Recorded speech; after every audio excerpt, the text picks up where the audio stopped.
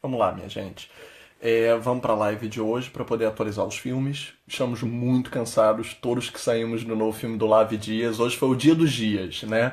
A gente viu 3 dias em Quiberon, nós vimos 7 dias em Entebbe e nós vimos o novo filme do Lave Dias. Então, assim, vamos lá. Muito filme, mas o do Lave Dias não é o que a gente vai falar, ele tá ainda embargado, a gente vai poder começar a falar dele a partir de amanhã de tarde. E também ninguém quer falar de um filme de 4 horas, de um musical cantado sem instrumentação, só a capela, nenhum diálogo falado. Não vou falar sobre isso agora.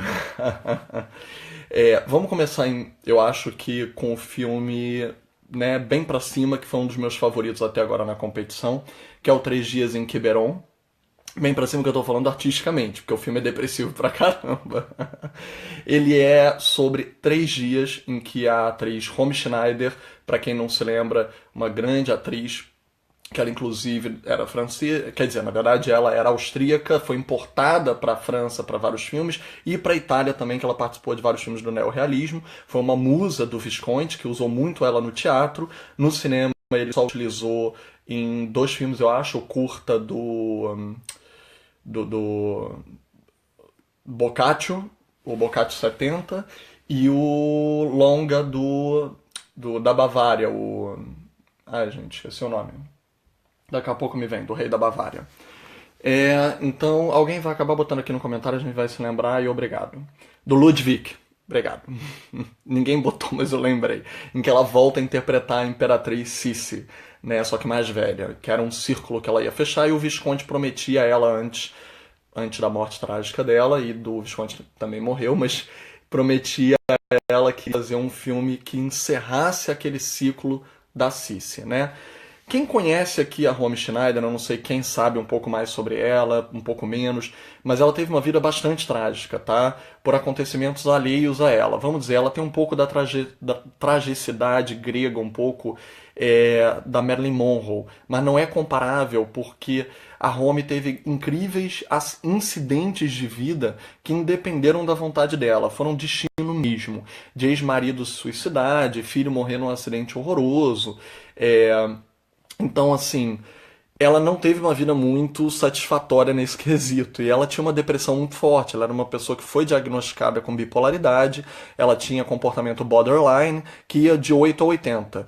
Essa entrevista de 3 dias, que foi um período prévio a ela falecer, e já estava no pós-clímax da carreira dela, foi muito reveladora, foi muito íntima, e muita gente diz, muita gente próxima a ela, fala que ela possivelmente se revelou de tal maneira que vulnerabilizou ela ainda mais para botar ela no caminho final. Isso é polêmico e é controverso, porque até o próprio filme, no debate de hoje, está publicado na minha timeline, um excelente debate, por sinal, da diretora Emily Atef, que é outra das únicas diretoras mulheres com filme na competição pelo Urso de Ouro. Já é desde já uma atuação, né, interpretando a Romy Schneider, a atriz Marie Baumer, né, eu não sei como se pronuncia necessariamente, que sempre na carreira dela foi comparada como uma sósia da Romy Schneider. Ela é muito parecida com a Romy mesmo, mas ela nesse filme conseguiu mais do que parecer, ela incorpora a personagem. Forte candidata a melhor atriz. Aliás, eu acho que de todas as categorias desse ano em relação à premiação do Urso de Ouro, eu acho que a que está mais disputada de fato é a de melhor atriz. Ainda estou botando minhas fichas na Alba Rohrwacher, né, que eu não sei pronunciar o sobrenome dela, mas também não importa, vocês reconheceram, que a gente viu ontem no filme Filha Minha, da diretora italiana, né, a Laura Bispoli, porque a atuação dela, encarnando uma Julieta Massina imprevisível, de fato tá num nível de imprevisibilidade, de você não saber o que vai ser o próximo ato dela. Fenomenal. O que ela alcançou é muito mágico nesse filme. Algumas pessoas alegam até que é maior do que o filme, eu não. Eu acho que a diretora incorporou na linguagem visual do filme toda a interpretação, a justificativa da interpretação. Mas a Marie Baumer tá pau a pau, coisa horrorosa de se dizer para uma categoria de melhor atriz, né? Mas tá cabeça a cabeça em relação a essa possibilidade de ganhar também. Ela canalizou a Romy de uma maneira assombrosa. E vindo por fora, também ainda corre a protagonista do As Herdeiras, né? Las Heredeiras, que é um filme paraguaio. Ela também está muito bem, mas eu acho que ela decresce no favoritismo. E outra favorita minha, mas eu também não acho que ela vai ganhar, que é a protagonista do The Real Estate. Ela não vai ganhar porque o papel é muito amoral, é muito sórdido e não acho que o júri vai para esse lado. Mas eu acho que a Alba ganhando merece e muito. Tirando isso, o filme tem uma linguagem artística, tá? Por quê? Quando ela. Um beijo pro Beto, que pediu pelo beijo. Quem quiser beijo, é só falar aqui. Eu cito quem quer que seja. Não quem quer que seja, porque é tudo amigo do coração. Vale muito, não é qualquer pessoa. É, O filme sobre a Home, ele é sobre depressão em primeiro lugar, uma melancolia patológica de uma doença, borderline, bipolaridade, um comportamento esquizofrênico. E a fotografia do filme, como se passa através da entrevista que se deu em 3 dias com um jornalista e com um fotógrafo, o fotógrafo já era muito amigo dela, muito íntimo, e ele decidiu fazer as fotografias da entrevista em preto e branco. Então as fotografias oficiais, que é um dos momentos de maior registro. Beijo pra minha esposa. Sam, te amo. Todo mundo quer beijo. Priscila, beijos. Beijo pra todo mundo, gente. Mas pra não cortar a linha de raciocínio, é um dos momentos históricos íntimos da Home, mais íntimos, com o maior registro público desse momento. Então a diretora inclusive explica isso no debate.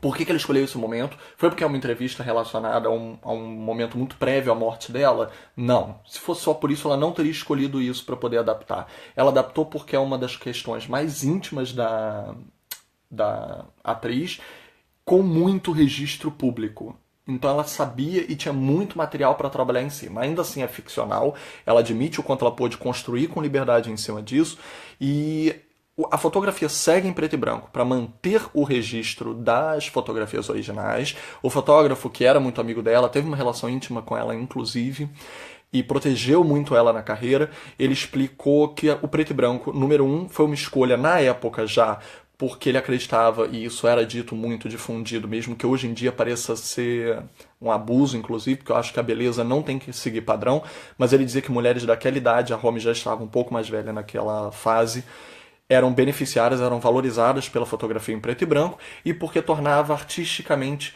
mais autoral. E era uma atriz com uma carreira extensa com diretores autorais, então ele não queria decrescer esse valor artístico da imagem dela. Então a diretora, graus centígrados, no momento até de 1 a 5 graus negativos, e de noite pode chegar, às vezes chega a 10. Aliás, parece que já nevou pela primeira vez, é porque me perguntaram aqui nos comentários, só que a gente estava dentro do cinema quando nevou, então a gente não viu nevar ainda, aqui nesse festival. Mas parece que nevou timidamente. Voltando, a decisão da diretora em manter o preto e branco é porque ela não queria de forma alguma que, pensassem que é um filme autobiográfico, né? Quer dizer, biografia, cinema biográfico da Romy Schneider. Porque é só uma fase, 3 dias. Se fosse, como a própria diretora disse no debate, se fosse para homenagear a Romy Schneider, ela não teria escolhido esse período, essa entrevista. Ela teria escolhido o clímax da carreira dela. Não é um filme homenagem, é um filme em particular para analisar um momento histórico, um momento da atriz e uma similaridade com o que muitos artistas acabam sofrendo, que é o peso da sombra da fama. Esse peso faz a pessoa adoecer, faz a pessoa ter várias questões, às vezes se suicidarem. Nós temos o Heath Ledger, que é um dos casos mais recentes do que a fama pode causar, um efeito reverso. Nós temos a Brittany Murphy, que era atriz, de Patricinhas de Beverly Hills. Ela teve um sério caso de inanição, desidratação e tudo por causa de recusa de papéis. Ela não tinha mais papéis interessantes oferecidos para ela. E até um caso dela, teve um caso de amor, o marido dela morreu um pouco depois dela. É um caso de amor sombrio, claro, mórbido, mas morreu um pouco depois dela com a mesma depressão, por ela ter morrido. Então a fama causa às vezes estigmas, e aí a diretora ela quis tratar para além disso. Ela não dá um final, ela não chega à morte da Romy, como eu disse, ela vai nesses 3 dias de entrevista, ela não está interessada montante anterior nem no montante posterior a isso. Ela quis fazer um recorte, então ela acaba até num tom relativamente positivo. Para quem não conhece a carreira da atriz, pode ser um pouco prejudicial, mas hoje em dia existe Google. Se te interessou, pesquise. E a carreira, a vida da atriz teve tanta tragédia que, vamos ser sinceros, o número de tragédias contidas nas referências ditas desses 3 dias já é o suficiente para entender o que ela passou. Não precisa ir além. Gente, o filho dela faleceu empalado. Tipo, não tem como ter algo pior do que isso. Talvez só Roy Orbison, que é um cantor que eu amo, depois pesquisem, todo mundo conhece. Pretty Woman, Walking Down the Street, Pretty Woman, de Uma Linda Mulher.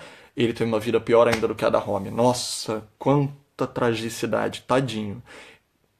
Realmente a dele foi pior. Mas digo, a Romy não tem comparação. Então, quando ela quis fazer esse recorte, a própria diretora, os filmes anteriores dela, ela aborda mulheres que estejam numa situação que externamente seja imposta a ela, uma tragédia, um período de depressão, de superação, e ela sempre quer tratar a superação a ponto que esta mulher, esta personagem protagonista, possa vencer a superação.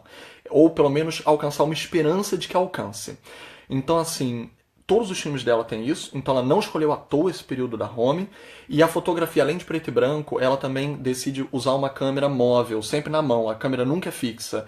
Por quê? Para retratar a bipolaridade da atriz, que ela podia, de um momento e de uma felicidade histriônica, né, de uma histeria extrema, a uma placidez melancólica sutil. Então a câmera também faz isso. A câmera, mesmo móvel, ela vai de uma esquizofrenia, de uma mobilidade esquizofrênica muito forte nos momentos de elação, né, da Romy, para momentos de uma placidez taciturna, sombria, quando ela tinha os momentos down da depressão dela.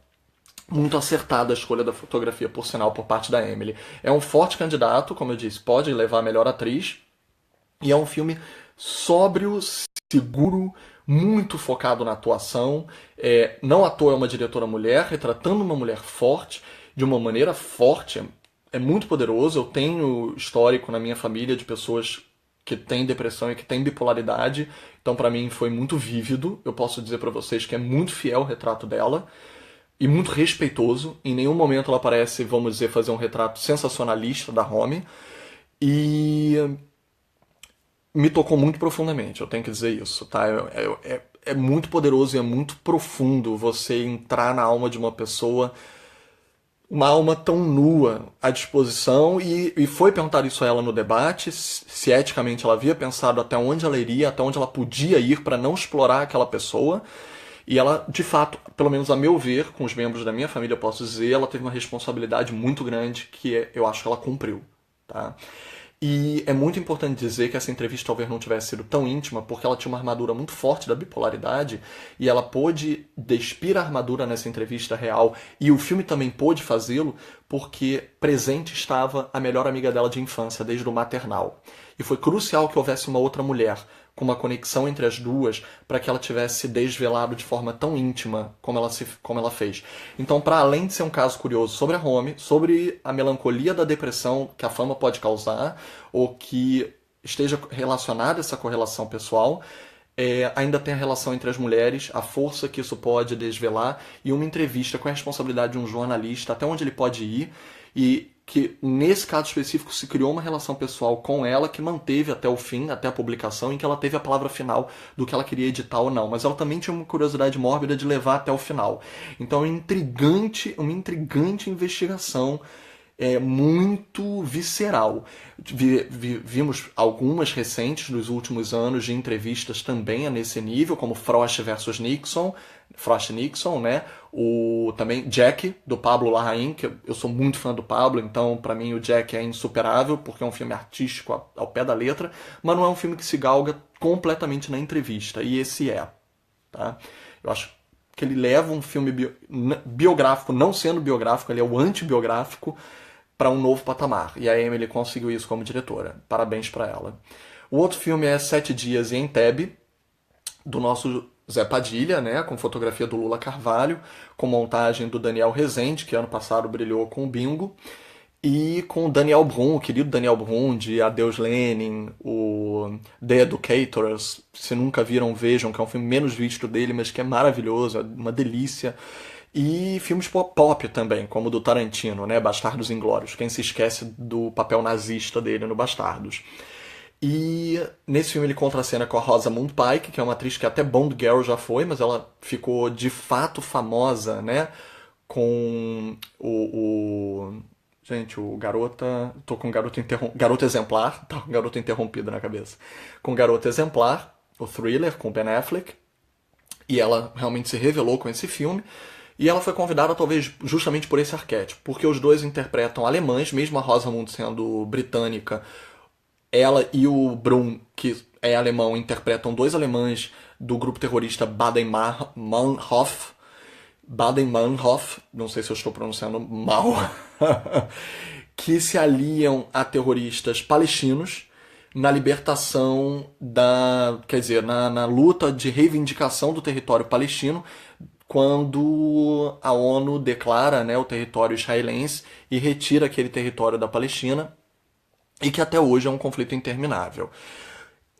Se galga num caso real que se passou em 79, acho que é 79, aonde o grupo terrorista sequestra um avião com inúmeras nacionalidades dentro, mas principalmente israelenses, levam esse avião logo para quem, né? Levam para a África, para um ditador africano muito famoso, todo mundo conhece, o Idi Amin Dada, justamente na cidade de Entebbe, e vai aí ter um conflito internacional de inúmeras nacionalidades. Ai, gente, vamos lá.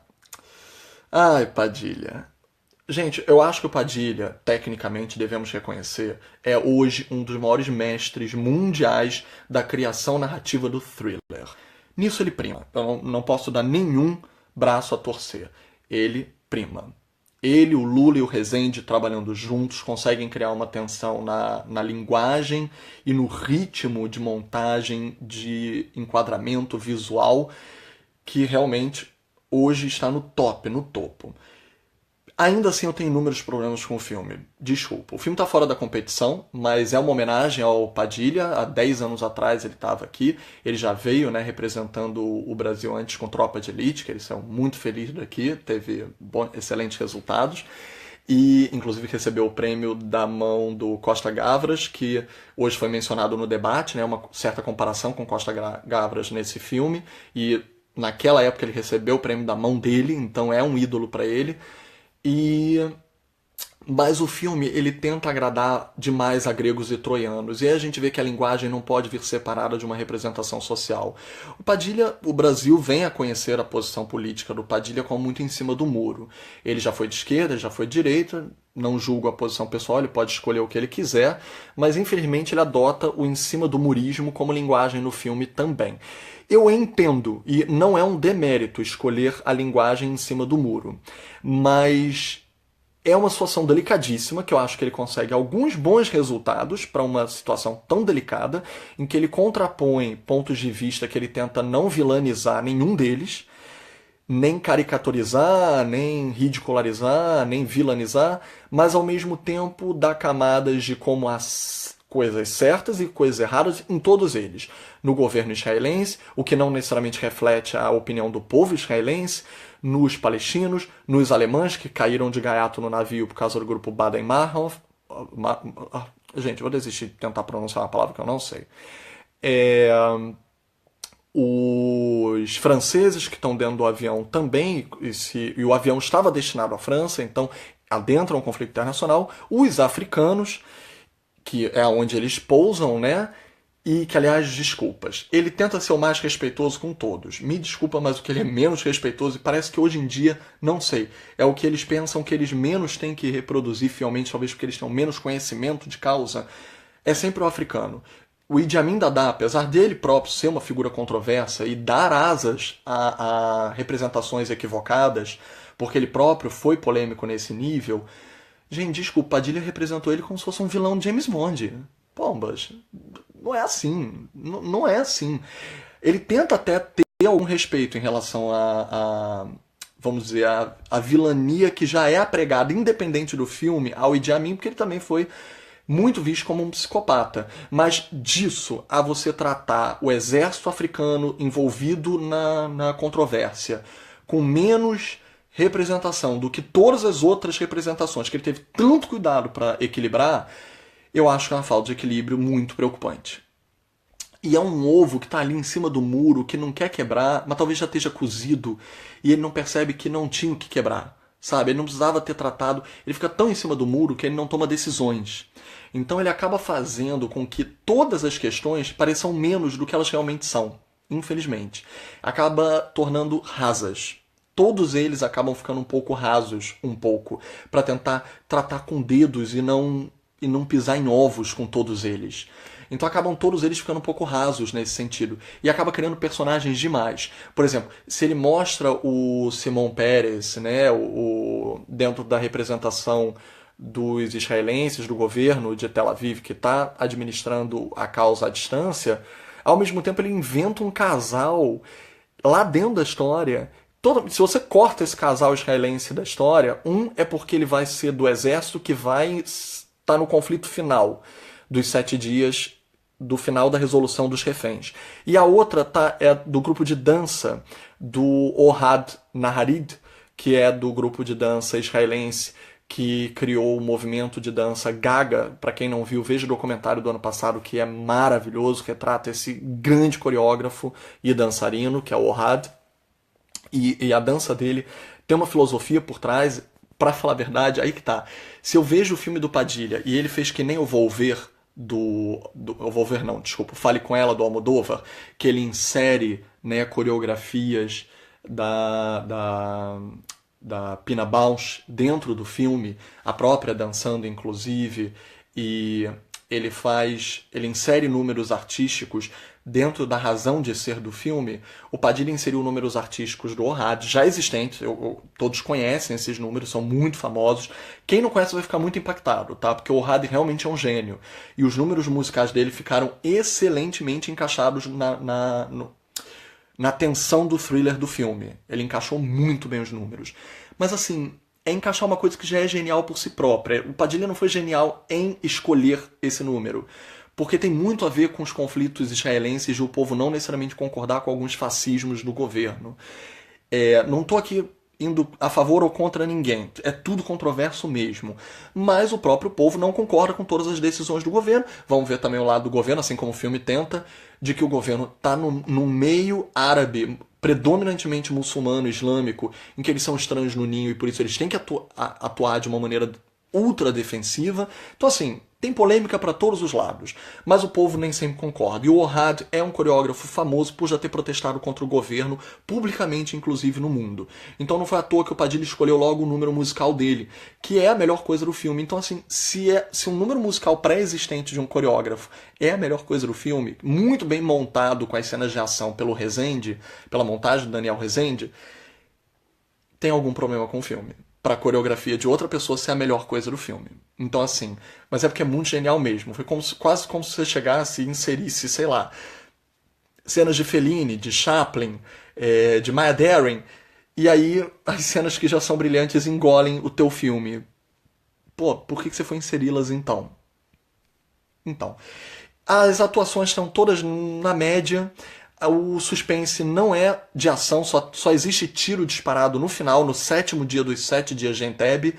É um thriller político. Ele é de intrigas, de bastidores, de papéis e de burocracia, tá? É um suspense muito mais na ponta do telefone, ou de um botão que pode ser apertado, ou de uma decisão que pode ser transmitida, ou de um segredo que pode ser contado, do que de um tiro disparado. Nesse sentido, infelizmente, a única representação de uma personagem feminina forte é a da Rosamund Pike. Ela está bem, por sinal. A partir de certo momento do filme ela fica um pouco invisibilizada, talvez para priorizar o Daniel Brühl, que é um ator também de peso, e que, tentando defender demais os alemães também na história, o grupo terrorista do Baden-Meinhof, eles ficam caricaturais um pouco. Tanto que, assim, a própria receptividade da sessão foi muito 880. Uma pessoa aplaudiu vigorosamente, ela estava sentada do meu lado, e olhou pra todo mundo assim, e eu ouvi, né, falar em inglês. Nossa, como não tá todo mundo aclamando esse filme? Eu olhei pra cara dele e eu pensei, porque você não faz parte de absolutamente nenhum dos grupos polêmicos que está ali, tá se sentindo talvez um pouquinho mal representado. Mas não falei nada. Não vou me meter em briga alheia. Então, assim, mas é um filme justo em termos de ser um thriller e ele não quer se dar nada além disso. Por isso eu não o compararia a um Costa Gavras. Mas é um filme honesto e a gente tem que reconhecer que os nossos brasileiros estão no topo de uma criação de linguagem narrativa. O que faltou foi a representação social, até porque ele botou o padrão do que ele quis adaptar muito alto. Muito alto mesmo. É um caso que era difícil por si só, ele está pisando em ovos, ainda mais na época em que a gente está cobrando muita coisa dos filmes que representam a sociedade da gente. Voltando, nós podemos falar também, não podemos falar sobre Live Dias, mas nós podemos falar sobre o filme Eva, que eu vi ontem, e realmente, gente, insalvável o filme, muito ruinzinho. Mesmo tendo a Isabelle Huppert, mesmo tendo Gaspar Ulliel, que são dois grandes atores, o filme meio que ele tem 3 atos, ele brinca de ser brega chique, bem brega, mas brega como linguagem, ele assume a breguice como linguagem. E ele vai decaindo, ele só vai decaindo. O problema maior dele não é ser um filme ruim, porque o primeiro ato do filme, mesmo o brega chique, ele é muito promissor e ele abre um leque que ele poderia dar em inúmeros lugares e não dá em nenhum. Por não dar em nenhum, é que ele fica prejudicado, entende? Nesse sentido, se ele tivesse priorizado algumas das possibilidades narrativas, no segundo ato ele já vai decidindo quais são as escolhas do caminho, e no terceiro ele quebra as escolhas de maneira totalmente louca, sem explicar nem nada, e afunila as escolhas dos personagens de uma maneira a aprisioná-los dentro da criatividade do espectador, que passa a ser refém de não poder criar junto com o filme. E as escolhas são as piores possíveis do leque das opções. Então, assim, vergonha alheia, desculpa, do Benoit Jacot, mas vergonha alheia do filme, sinceramente. O filme é sobre um fisioterapeuta que dá-se a entender que é meio go-go boy, que fazia programas, e ele tá com um velho que tá contando pra ele sobre o livro que ele fez e que é não publicado e blá blá blá.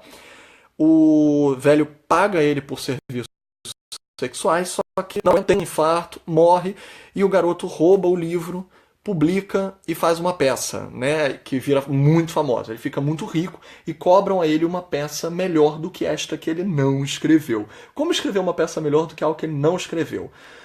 Daí em diante ele se envolve com uma prostituta, que é a Isabelle Huppert. De fato, acho que nunca ninguém esperou ver a Isabelle Huppert como uma dominatrix, usando couro e um chicote na mão, e peruca, vocês vão vê-la como uma dominatrix, que é uma opção assim, né, generosa em termos de criatividade para a atuação dela, que também é abandonada. Todas as opções boas que poderiam render são abandonadas no filme. E aí se cria uma relação de dependência entre os dois, meio sadomasoquista, mas ao mesmo tempo rasa, que ele quer escrever uma nova peça sobre ela. E é um filme que já foi visto inúmeras vezes e de maneira muito melhor, em que o escritor vai se tornando psicótico e misturando o personagem com a criatividade dele e com o que existe e o que não existe. E a imaginação dele se torna o principal vilão do filme, né? A gente já viu, por exemplo, Dentro de Casa, do Ozon, que é 1000 vezes melhor e tem uma temática similar. A gente viu o Janela Secreta com o Johnny Depp, que é um filme também mediano, mas que se cumpre melhor em um escritor criar os seus próprios monstros. Mas esse filme Eva não funciona. Ainda mais a metáfora, né, da Huppert ser Eva, ser aquela mulher do pecado original da criação. Que pretensão ridícula! Nossa, não merecia, sinceramente. Infelizmente é isso. Eu também posso falar que hoje de manhã eu vi um filme fora da competição, da Mostra Paralela. A Mostra Paralela, aliás, está muito boa. Ela está, aliás, com mais diretoras mulheres do que a mostra principal. Não entendo porquê. Ela está com mais regiões do mundo do que a mostra principal. Ela tem muito mais filmes, por exemplo, africanos, coreanos, asiáticos em geral, latinos, do que a mostra principal. Eu não entendo por que a mostra principal tende a insistir em filmes como, por exemplo, Filmes como o Damsel, o Eva, filmes muito fracos. O próprio primeiro que eu vi aqui quando eu cheguei, o Black 47, que está fora da competição, mas aqui em Berlim a mostra principal, ela envolve filmes que estão fora da competição também, mas eles estão na mostra principal. Então os filmes da mostra paralela Fórum, eles não são da mostra principal, mesmo que o da principal tenha filmes que não estejam concorrendo. É uma coisa meio esquisita, é um pouco aleatória, mas isso dá um pouco de cartaz por causa das salas que escolhem dos horários de prestígio. Então, você ter filmes de regiões muito mais variadas, como filmes árabes, asiáticos, africanos, latinos, na Mostra Fórum, quase como se fosse uma obrigatoriedade que a Fórum precisasse mostrar mais do mundo, e a principal se afunilar com alguns filmes que parecem que precisam se vender para ter tapete vermelho de coletiva de imprensa, eu acho que é um raso e desnecessário que acaba entregando o quanto a linguagem depende sim da representação social para nos mostrar algo novo.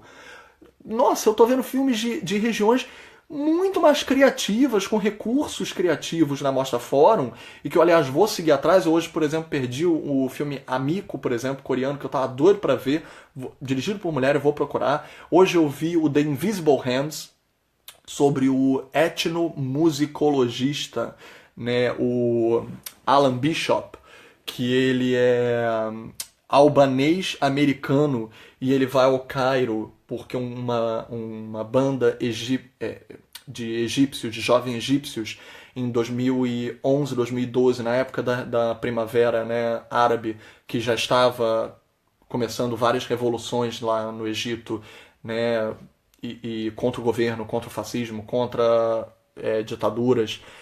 E esse grupo músico quer traduzir as músicas do Alan Bishop, que são músicas muito políticas, e eles querem traduzir dentro da revolução que está acontecendo agora, né, naquele momento, 2011, 2012, no Egito.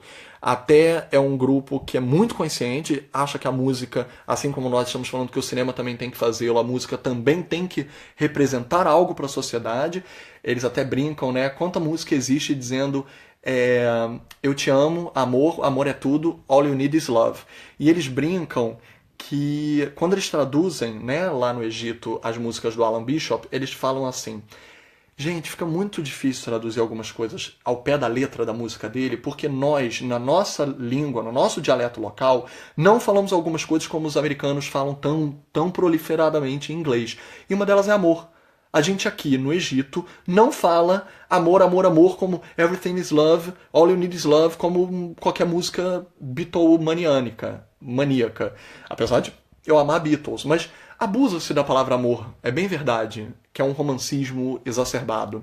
Então, assim, eles falam, a gente não tem como traduzir uma frase, vamos fingir All You Need is Love, porque aqui no Egito a gente não usaria essa frase. Ela não seria uma construção, ela pareceria uma construção falsa, fake. Então eles são obrigados a reescrever a letra com uma lógica coerente com a região onde eles vivem.